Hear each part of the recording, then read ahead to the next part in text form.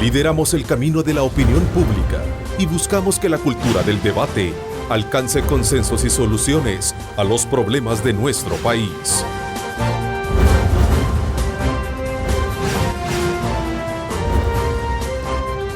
Diálogo con Ernesto López.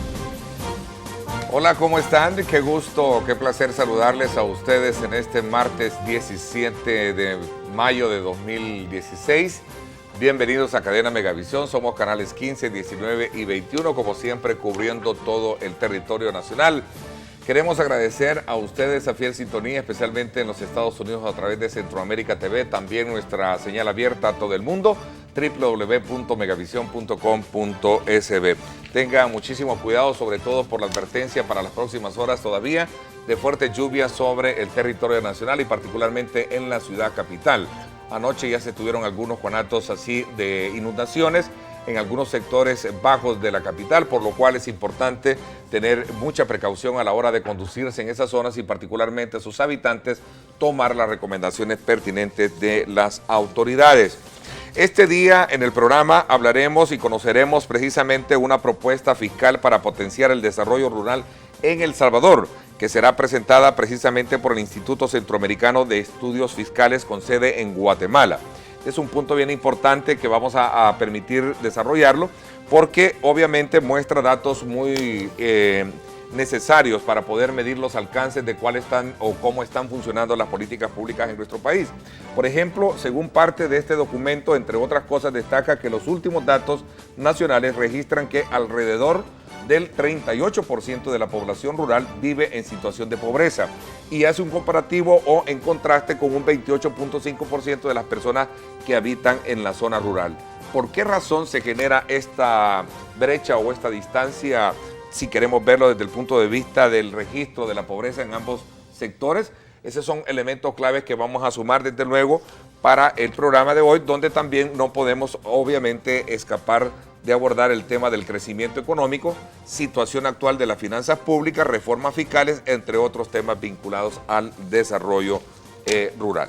Así es que para hablar del tema me acompañan acá en nuestros estudios economistas Ricardo Castaneda y también Juan José Urbina. Ambos son especialistas en desarrollo rural del Instituto Centroamericano de Estudios Fiscales, ICEFI, con sede en la ciudad de Guatemala. Quiero saludar en primer lugar a Ricardo Castaneda. Bienvenido. Muy buenos días, Ernesto. Muchísimas gracias por la invitación. También a Juan José Urbina. Gracias por acompañarnos. Buenos días. De verdad que agradecemos desde el Instituto la invitación que podemos tener y sobre todo para estos temas, ¿verdad? Que en el país se están discutiendo, pero nunca llegamos a profundidad. Necesitamos obviamente de estos insumos. Alberto Arene, economista, como siempre te agradezco que nos acompañes porque será muy bien oportuna tu intervención a la hora de poder hacer un desglose sobre el tema que hemos presentado a nuestros televidentes. Gracias, Ernesto, por la invitación. Es un gusto estar con Ricardo Castaneda y Juan José Urbina, economistas salvadoreños en ICEFE, institución por el cual tengo un gran respeto, que ha dado una contribución importante a la comprensión y al debate sobre los temas fiscales y de la sostenibilidad fiscal en Centroamérica. Bueno, Alberto, y es que en El Salvador tenemos tiempo de venir queriendo ponernos de acuerdo para lograr un consenso general de cómo tratar los asuntos fiscales, ya que demostrado está en el tiempo que el tema de las finanzas públicas han venido, quizás voy a ocupar ese término, de mal en peor. Por cierto, la semana pasada el representante del Fondo Monetario Internacional para la región dijo que el país debería pasar del diagnóstico a asumir compromisos responsables, a tomar medidas responsables en materia fiscal que permitan pasar del bajo crecimiento a niveles mucho más competitivos, especialmente en la región. Nos referimos puntualmente a medidas como flexibilizar su política fiscal, readecuar el gasto público, entre otros aspectos no menos importantes. Así es que también tiene que ver mucho con la necesidad de hacer más eficiente el tema de la recaudación y así como también evaluando la necesidad de mantener la excepción de impuestos, ampliando la base tributaria y también enfrentando el tema de la evasión fiscal en nuestro país. Son elementos claves que nos van a ayudar todavía a entender y a comprender mejor este informe que ustedes obviamente van a presentar este día acá en la ciudad capital. Pero como siempre nos trasladamos hasta donde se encuentra nuestra compañera de labores, Lorena Melara, para que nos dé también otros insumos que nos van a ayudar a comprender mejor el tema de este día. Lorena.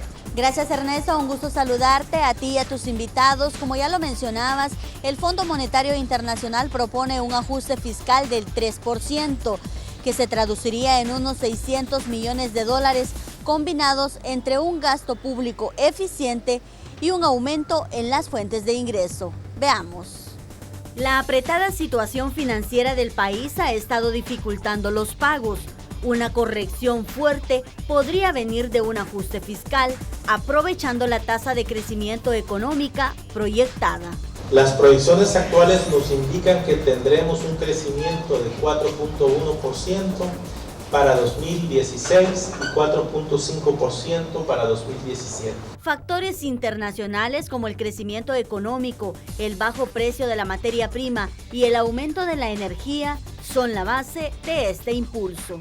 Lo que esperamos para el año siguiente se convierte en una tendencia de crecimiento al alza. Para eso va a ser importante también pues elevar los niveles de inversión. El Fondo Mundial calcula que de continuar igual, la deuda pública podría subir hasta un 70% del PIB.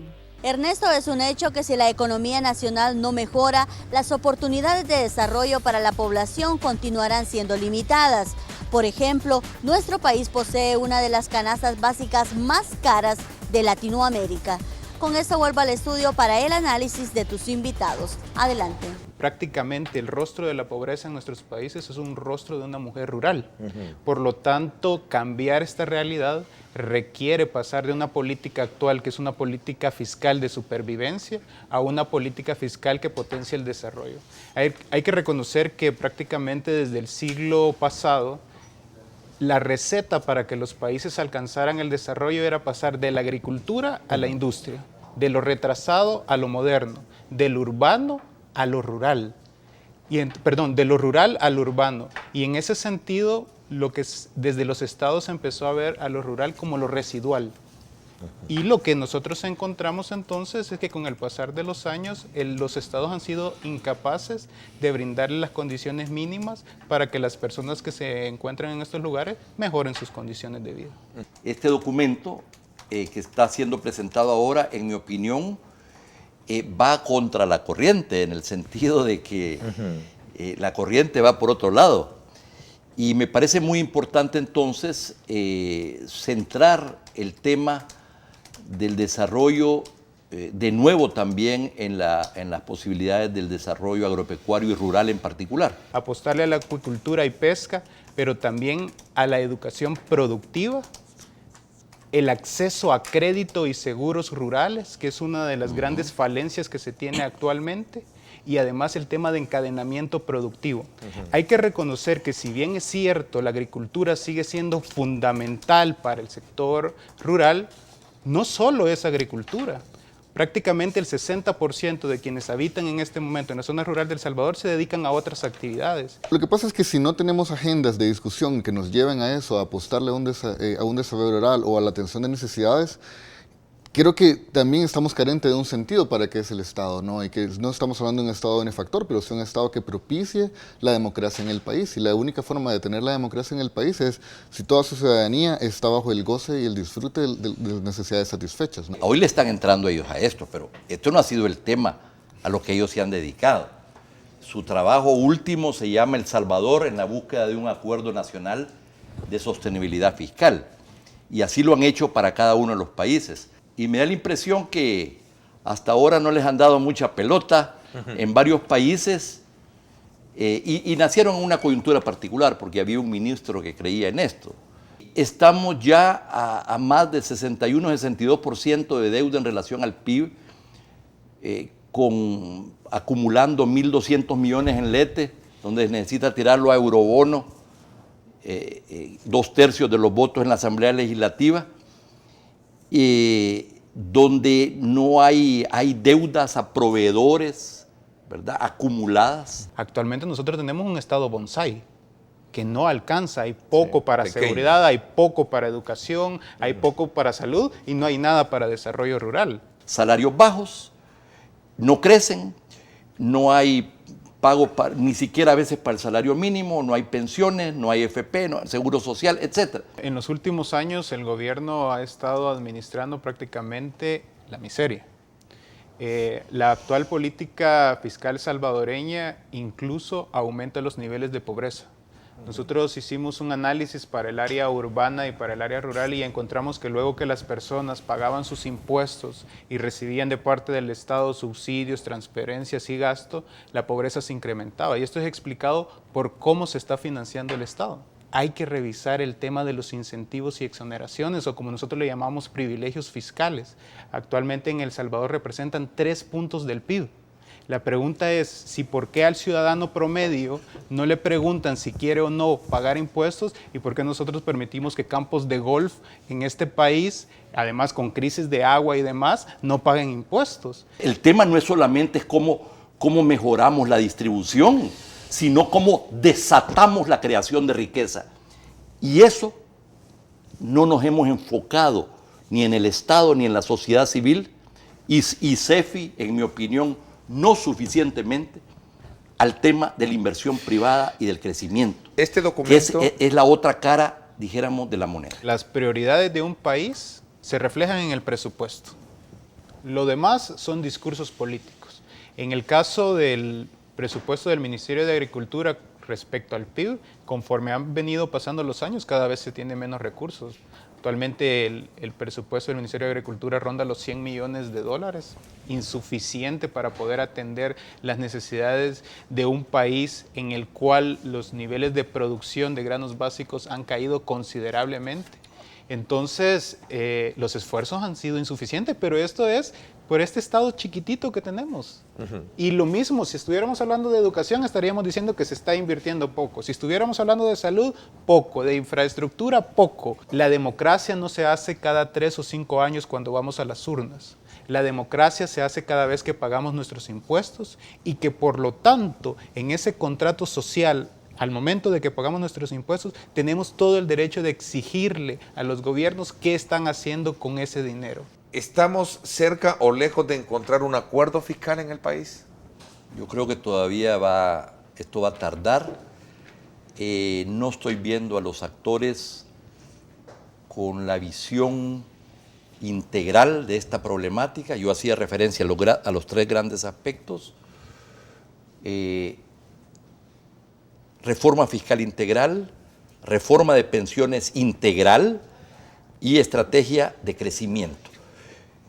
Y esto implica además todos unos acuerdos de gobernabilidad para poder transitar no en lo que le queda a este gobierno y el próximo gobierno con una visión de mediano y largo plazo y dejar de jugar pispicigaña. ¿Y yo creo que te voy a dar más dinero si no me das garantía de que mi dinero va a ser bien administrado? Así es. Entonces, es dando y dando. Se necesita 2 para bailar el tango, ¿no? Y no hay disposición de bailarlo. Porque aquí intervienen desde visiones muy encontradas de cómo entrarle a estas cosas, hasta intereses políticos coyunturales de cara a las elecciones. Entonces, yo quisiera creer, y yo me alegré, por supuesto, de este primer encuentro, donde el presidente tomó la iniciativa también y fue a la NEP y se produjo este encuentro. Estas cosas nos llenan de esperanza mesurada. Todo impuesto debe salir de lo superfluo y no de lo necesario, decía. Una cosa muy interesante todavía que estudiar.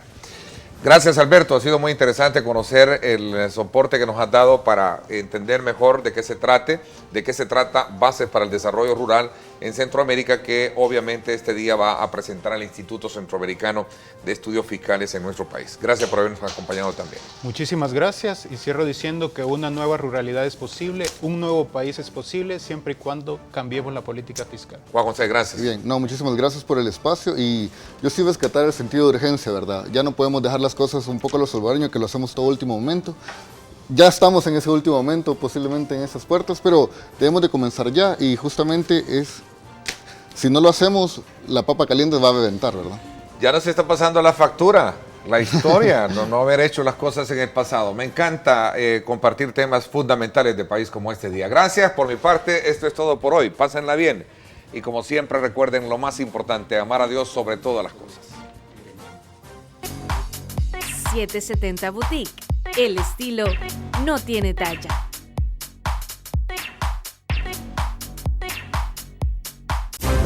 Lideramos el camino de la opinión pública y buscamos que la cultura del debate alcance consensos y soluciones a los problemas de nuestro país.